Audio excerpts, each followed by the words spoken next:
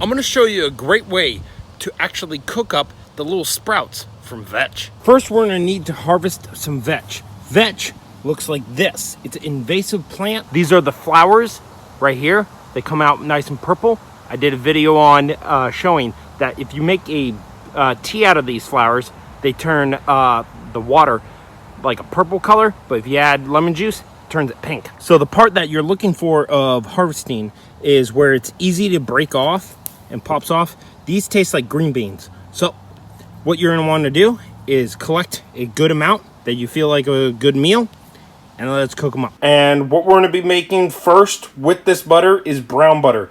It's when it starts to like caramelize of the milk solids, and it gives more of a nutty flavor. Now you can see that it's starting to turn like a brown coloration, and now you want to take a good helping amount and put it right into the pan.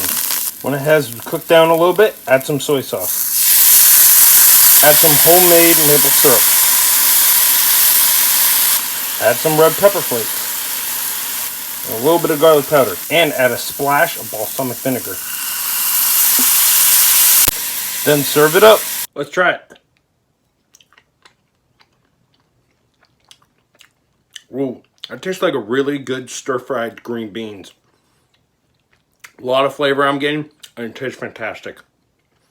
That I recommend vetch to eat.